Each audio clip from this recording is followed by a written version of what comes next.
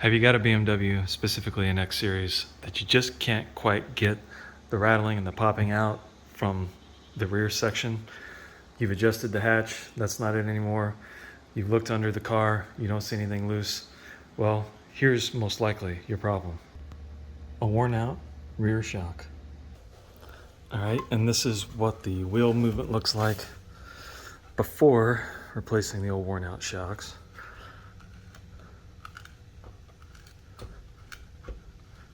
You can see how I can lift it, and then you can drop it and almost hear a clunk.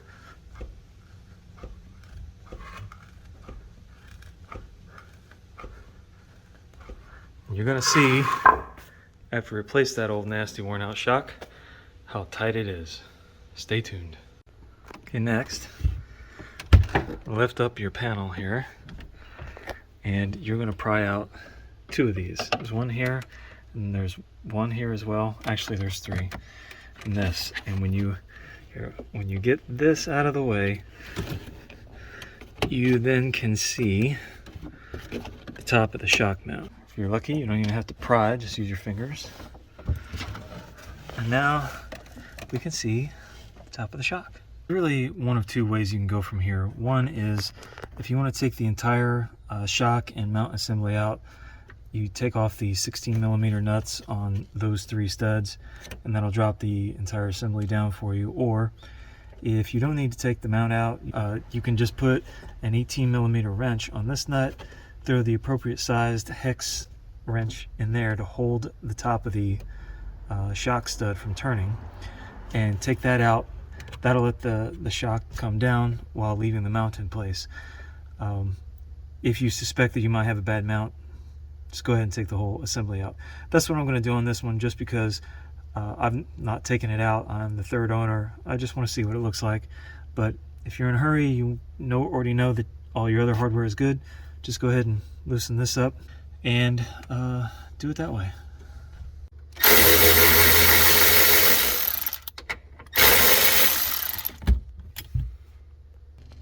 Okay, with all three nuts removed, now we'll go ahead and jack it up a little bit, and that will start coming out of the holes up here. Okay, got it so that the tire is just off the ground. And I think what we're gonna see, yep, it's dropped all the way down in the hole there. So we can go ahead and loosen the bottom bolt and take that assembly out. And there it is up there. You see it coming out. So the only thing left is this guy right here. It's a 21. So let's see what we got. Wow, is that tight.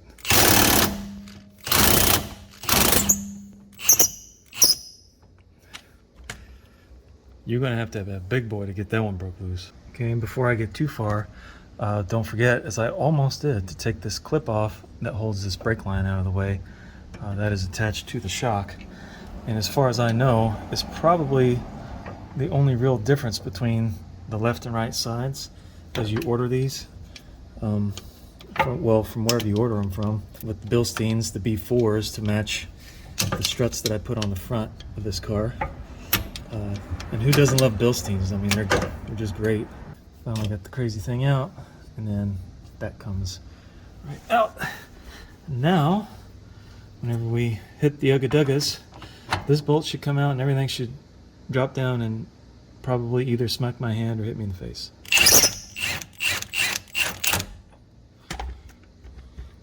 Or be real patient and pleasant.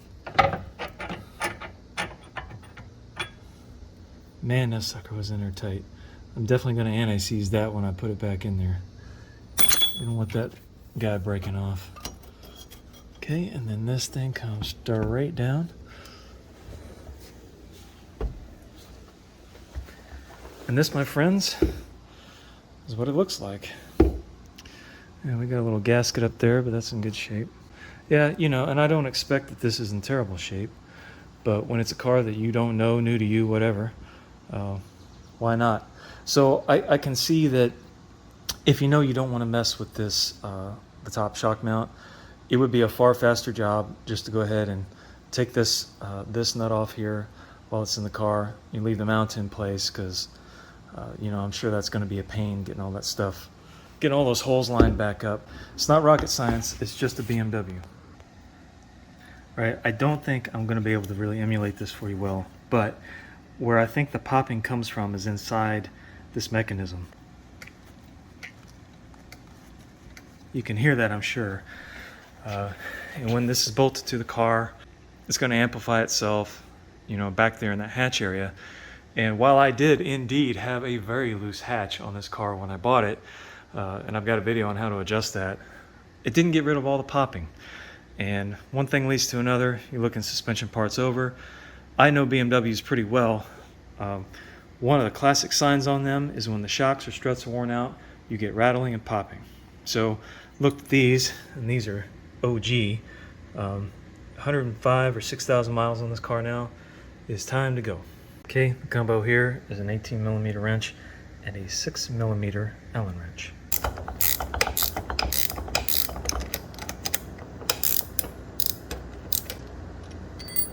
Okay, washer. That little spongy guy. It's actually in pretty good shape. FCP Euro has new ones for not too much. Don't think I need a new one on that. And then this whole guy comes off. Okay, so there's another one of those squishy guys there, and it's also in pretty good shape. The fact that I can still read, you know, BMW and the part number on it, and it's not flaking off, tells me that's pretty good shape. This is your mount. That's all there is to it. Clearly that's the top side, and then there's the underneath side. Set that out of the way. And then this is the I would call it a bump stop, but I think BMW calls this the second shock absorber. Also here seems to be in pretty good shape. It's pretty good. That one I say is good, and so that brings us down to just the shock. And much like I found on the front, this new one, the Bilstein, is longer than the old one. Okay, and at first you might go, oh, holy crap, you know, that ain't right. What I have found to be the case on these is that the Bilsteins, even though they're longer, this machined part will go all the way down into the shock body itself. So you're not going to bottom out on these shocks any sooner than you would on the stock shocks. They just have more travel if you needed it. And as case in point, I will compress both to show. But here's the Bilstein fully compressed, and you can see it's already coming back already. And there's the stock BMW one pushed down, and I have almost no rebound on this at all. So slowly, you know, it's coming back. But well, you can see the mark here. I got it down about that far into the cylinder. It compresses way down there. I don't know why the stock ones are so much shorter, but they are. Okay, so that is bottom range of this thing right there. Well, it's already coming out, but you get the idea. It goes all the way down. And if you're concerned about it, don't be, because I had the same concerns on the front of this car when I did it. And Bilsteins worked out great. Them being longer is not necessarily a problem as long as the compression length is the same, and they are. So these are the right ones, don't sweat it. 19249-087. Deutschland. Slide the second shock absorber back on there. I'm going to slide Das Boot over that. Then we're going to put this goes on top of that. Then the mount. Then this. Then this. Then the nut. Tighten her down. And reinstall. So that's what it looks like pre-assembled. Throw our 18mm wrench back on there and our 6mm Allen wrench and tighten it down by hand. Don't be tempted to use an impact on there. Don't do it.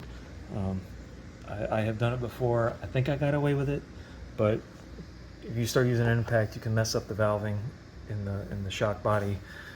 It is not worth it, especially when you pay as much for these shocks as we do. We love our BMWs, right guys? Right? Okay, and there it is, all tightened down to the specification of German torque, good and tight. And let's put the assembly back in the car. Okay, under here is pretty straightforward. Put your big bolt back down in here. Use plenty of anti-seize on that mother finger. We don't want that getting stuck inside an aluminum control arm. That would be bad news for the future. The only real trouble I had was getting this clip back on to hold the brake line in place. Real tight fit on these Bilsteins, and what I wound up having to do was take these channel locks and clamp them on right there, just like so, and then hit right back here with a hammer, and basically to try to force that on into the slots in there. Real tight fit, but eventually it'll go. So now we're just gonna work on the upper part. Okay, one thing to watch out for here is when you are putting this shock back into position here. You can see it's got kind of a triangle. Is that an isosceles triangle?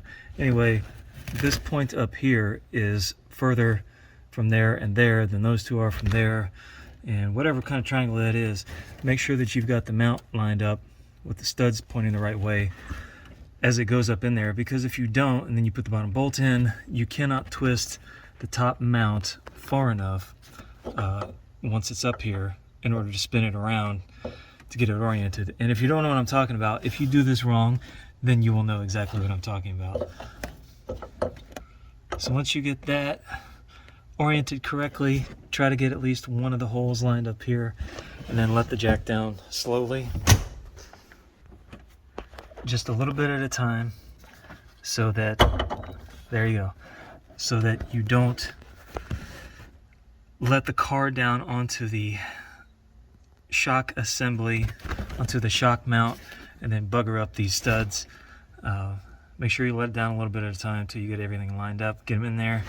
Let's get these nuts started on here, and I'll smoke those down, and friends, will be done, except for the interior piece here, which is nothing.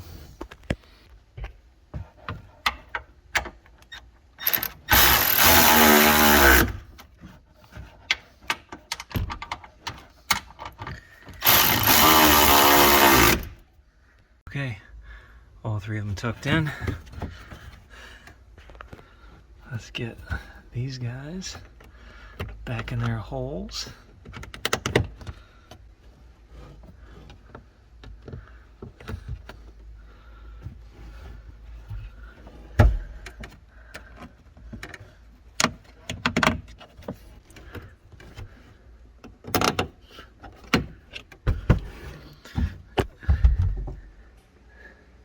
And that, friends, is that.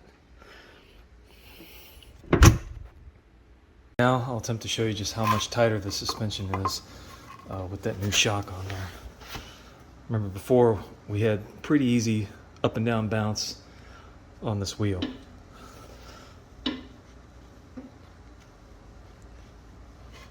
Not so easy. Real tight, held in place with a shock that has good rebound on it, and that's what we're after. And now, for the first time in about 10,000 miles, I don't have any cracks or pops.